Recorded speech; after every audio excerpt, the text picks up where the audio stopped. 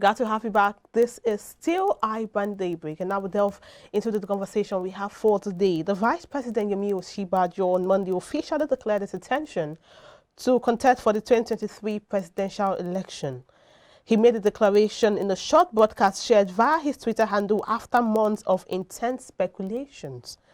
The VP's declaration speech for some is the most inspiring message from a Nigerian leader in recent time. Some Nigerians in Ondo, Gombe, and some other states on Monday organized a gathering to show solidarity for Osinbajo's declaration to run for the presidency in the 2023 general elections. Now, the former aide to the former President Goodluck Jonathan, Reno Omokri, on Monday said Vice President Yemi Osinbajo's presidential declaration speech was emptier than the West African examination certificate of the president, Muhammadu Buhari.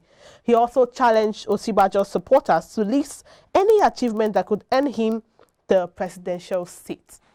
And now joining us to make sense of this conversation, we have via audio call Martin Slumber, a public affairs analyst. Good morning and thank you for joining us.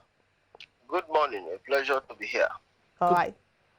Good morning. Thanks for joining us. What do you make of the Vice President's ambition? Let's start from there. Ordinarily, we cannot fault his desire to succeed President Muhammadu Buhari. In normal times, that should be seen as standard, that he has at least gained some experience. He has been able to understand the workings of governance structure and all of that. So to that extent, there's absolutely nothing wrong with that ambition. It is very much in order. However, to say that this administration has done well is a completely different, ball game altogether. That, I think, is where the fault lines will be found. All right, now let's look at the Tinubu support group and also the supporters to Osinbajo. Now, since 1999, Tinubu and Osinbajo have a cordial political relationship. We saw Osinbajo being he was the Attorney General of Lagos State from 1999 to 2007 when Tinubu was the governor of Lagos State. Now, for you to have such a political father and then declaring ambition, we understand that we are in the era of democracy and everyone has a shot at any political seat if he or she is qualified for it. But looking at how politics is played in Nigeria, do you think it's going to affect in the long run, or there's a possibility that the cordial relationship will still be maintained? Let's not forget Tinubu's statement when he asked what he thinks about his son's declaration, saying he has no son qualified enough to run for the seat of the presidency. I believe that Tinubu's statement is nearer home, is nearer to the truth than what he said. If you look at Professor Osinbajo, you cannot find the grassroots, platform for him. Everything just looks like academics, just looks like, how would I put it, elitist.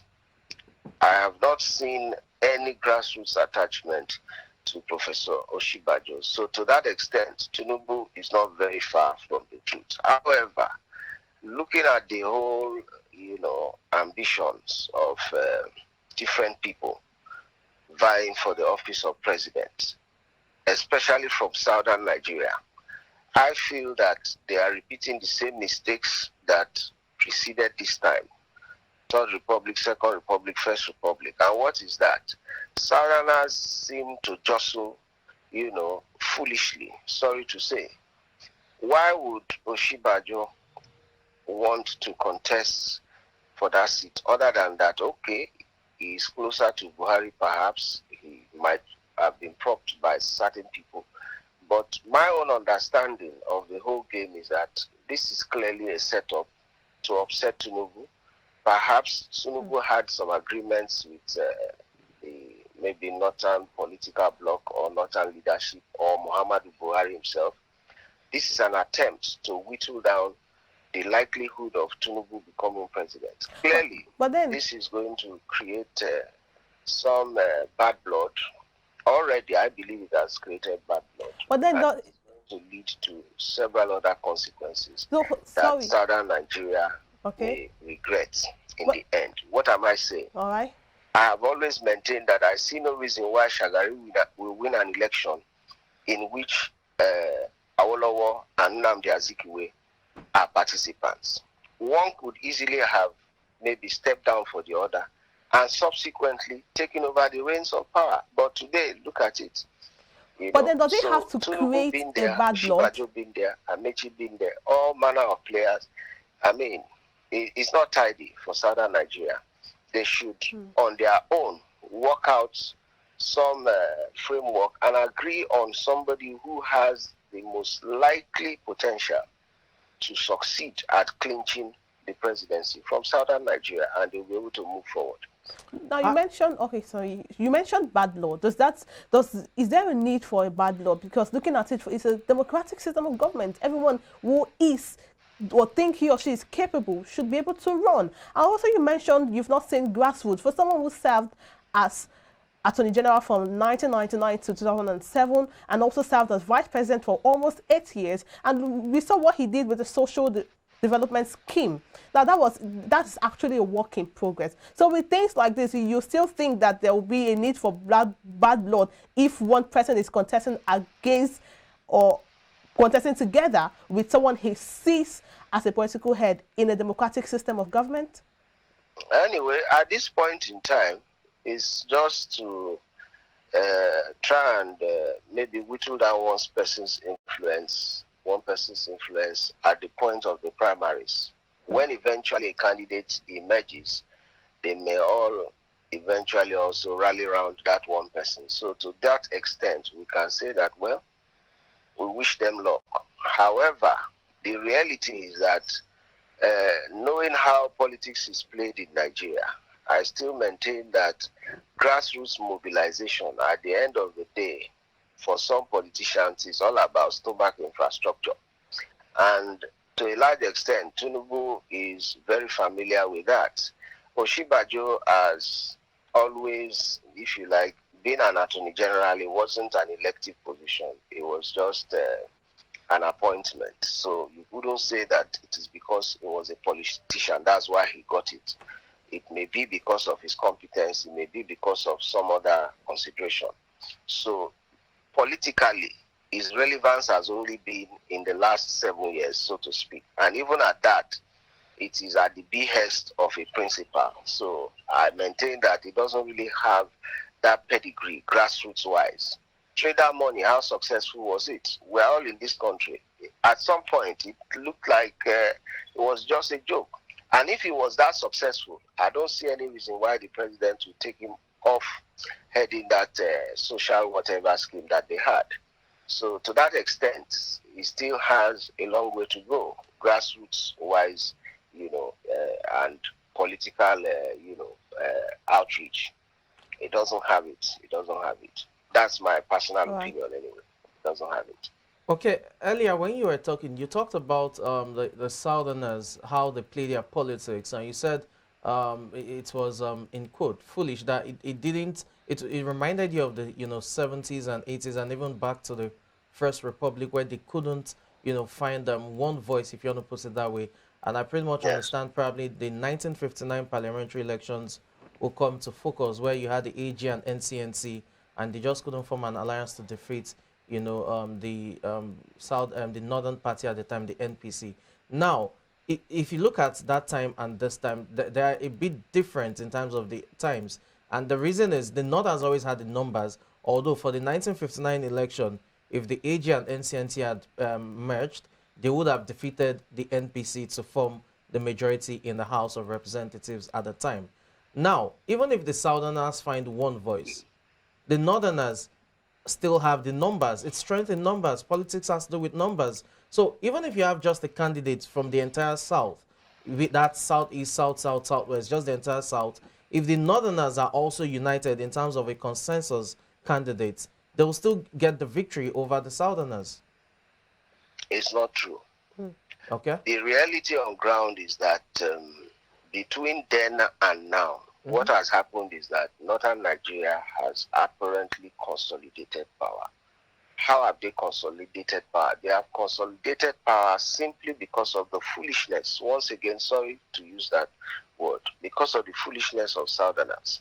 A situation where all along southern Nigeria, at independence, had two regions. Northern Nigeria was just one. Eventually, southern Nigeria, had three regions, and northern Nigeria one region. You now ask yourself, how did it happen that from a ratio of 3-1, 3 southern regions to 1 northern region, today the whole dynamics has changed? It is simply because of the foolishness of southerners. Because if you were doing quota system or federal character, as at the time you had ratio 3-1, it simply means that all federal institutions would have had 3 southerners to 1 northerner. Today, look at what it is. 19 states in the north, plus the federal capital territory. Then in the south, you have 17 states. How did that happen? It's simply because of the foolishness of the southerners. This issue of population, mind you, the northern borders are very porous. Even during our elections, what you just find is people crossing in from Niger, from Chad, from wherever. That is the truth. Even the insurgency that we have today, is it Muhammadu Buhari that has not said it? Or is it Rufai that has not said it? Or who else has not said it in the north? That some of these headsmen and what have you, they are not Nigerians. However, that is not to say that they have the numbers. By that I mean that, don't forget, we have ethnic diversity, we also have religious diversity. To some degree, what is happening in Nigeria presently is a tilt towards religious domination. And for some reason also, those Christian blocs in the north are being subjugated. Why? Because of power struggle. That simply tells you that if you leave the dynamics as they are, southern Nigeria as one block, many blocks within the middle belt region of northern Nigeria are likely to align with southern Nigeria because of their very recent experience. So to that extent, it is not true that the northern bloc has the numbers. All of those things are claims. It is because they are not sure how they can manipulate the system. That is why they have always resisted all suggestions for reform. Is it state police that they have not resisted? Is it electronic voting that they have not resisted? All of these things, why are they doing that? Simply because they are not certain of their claims. So at this point in time, southern Nigeria still needs to sit down. If you don't have the likelihood of taking that shot and winning, there is no point wasting the time, the energy, the resources to make that attempt. It is better to look for somebody who has the likely possibility of getting that shot and supporting that person. And at the end of the day, we'll be able to address this issue of the dynamics of power to the satisfaction of everybody. Regarding the dynamics of power, would you then advocate for restructuring in terms of the political structure we have now? Then two, you've talked about, the challenges of porous borders, especially during election. The last time we had a population census was 2006. So the question is now in two folds. One, will you call for another population census, I beg your pardon? Then two, will you then suggest that we should have our borders closed prior to our elections, probably 2-3 months before the elections, especially in the northern part of the nation? Well, the way things are right now, I don't really see how much restructuring will make, because the resistance for restructuring has always come from one part of Nigeria, and we know they have been very notorious for this reluctance and resistance over the years. That is on the one hand. Yeah. When you say closing the borders in northern Nigeria are so wide, vast, yes. And I don't know how successful they could be. And again, the attempt to close it, you know that our recent experience, most southern borders were closed, northern borders remain very porous. That's and we are seeing what is happening. To that extent, that may not really be the way to go. However, if, like I said, the Southerners understand what is playing out, and they are able to have the courage, the boldness to take a position, to have solidarity among themselves, believe you me, the Northern Bloc will have no choice but to negotiate maturely, to negotiate with patriotism. Right now, I don't see that happening in any part of Nigeria. But until we tell ourselves the truth, particularly in southern Nigeria, and until we say the issues exactly as they are, we don't need to paint or do any coloration of any sort. Say it exactly as it is. And I'm sure that truth is very powerful. Truth is what will unearth most of all of these shortcomings that we are seeing today. If we take that approach, I'm sure we'll do better. All right. Earlier in your conversation, you mentioned that the APC, they have, now taking it back to the conversation we're having, you mentioned that the APC has a lot of people already coming out to declare intentions. GPK Rotimi Amici just came up and declared his intention. Why on the PDP part, we have about 15 thereabouts already declaring intention for the presidential seat. And so you also mentioned that looking at people who have a possibility of getting the shot and supporting. So the quick question is it about competence or about the person who has the probably possibility of getting that position? Because when Tinubu came up to declare his intention, he said it's been a lifelong ambition.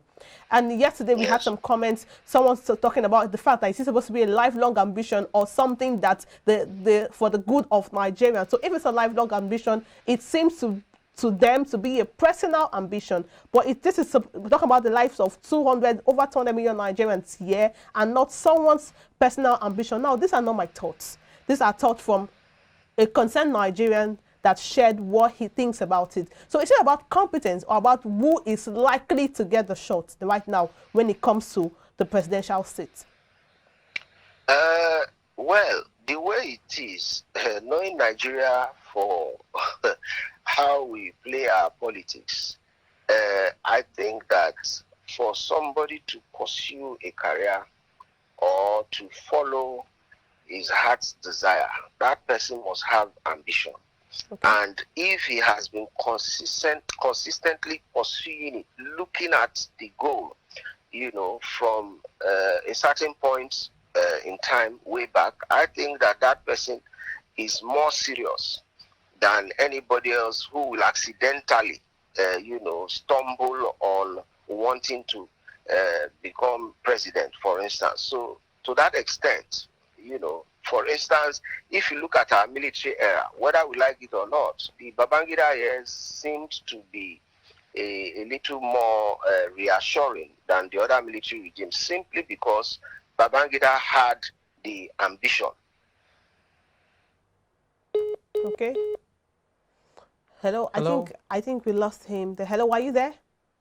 Okay, I think yes, I was trying to talk about one who has that lifelong ambition to become the president in the sense of service, not just as a personal means of another achievement. But then he mentioned that, I remember vividly when that came up, he mentioned that I am a kingmaker and now it's time to be king. And then we had some persons, of course, being sarcastic with that, said kingmakers do not become king. Their role is to make kings and not become kings. So I think that came up as a wrong, he had a wrong notion to some Nigerians that made them feel like you are a kingmaker and then you want to be king. So what really are your reasons to wanting to that? Is it because you feel you deserve it or because you really, really want to be in service to Nigerians? So I think basically that's the basis of what my questions surrounded. It's about my questions surrounded what Nigerians have said from when he declared his intention. We had the swagger sometime late last year, and that's now the support group. Yeah, so but he hasn't even declared officially. Well, that's what you said. But don't forget that this man is a kingpin. He is a political godfather. He has so much power. So with or without verbal declaration, we already know for him to accept that those support groups, obviously, he has intention. That's the problem. All right, Let's go on a break now. When we return, the show continues. Please do stay tuned.